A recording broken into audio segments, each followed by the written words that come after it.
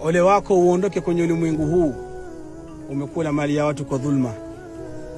Ole wako uondoke kwenye ulimwengu huu umechukua heshima za watu kwa dhulma.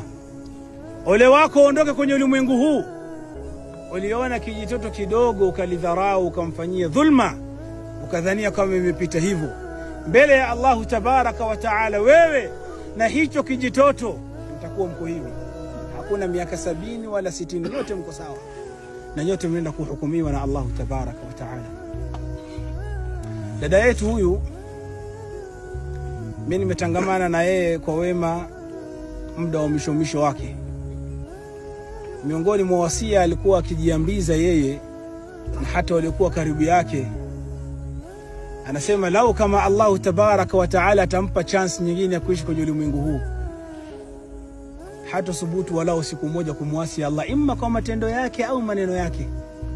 Hiyo ndio wasia aliacha kabla hajaondoka, na baada ya masiku Allah amemchukua. Huenda ikawa ni sababu ya tauba iliyokubaliwa na Allah kwenye masiku yake. Allah mghufirie madhambi zake, Allah muonee huruma kwenye safari yake, Allah mjalie ni miongoni mwa watu wa jannatul firdaus al-a'la. Je, mimi na wewe nasiha ametuachia ni wapi mko mmetuingia?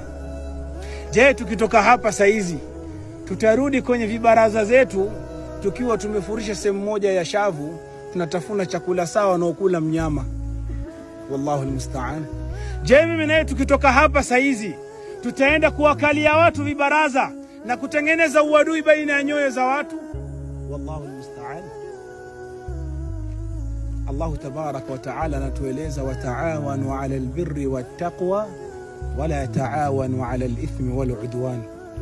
Tangamaneni kwa wema na uchaji Mungu, wala msitangamane kwenye kutenda dhambi na kutengeneza uadui baina ya nyoyo za watu. Wallahi kama ipo siku umethubutu kutengeneza uadui na unajua kabisa umetengeneza chuki baina ya nyoyo mbili, nenda kawapatanishe wewe mwenyewe kabla hujaondoka kwenye ulimwengu huu.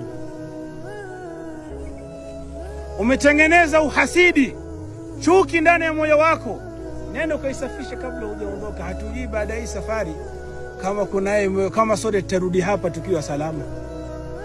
Tunaweza ondoka hapa tukiwa kwenye safari tukaokota jeneza zingine 3 2.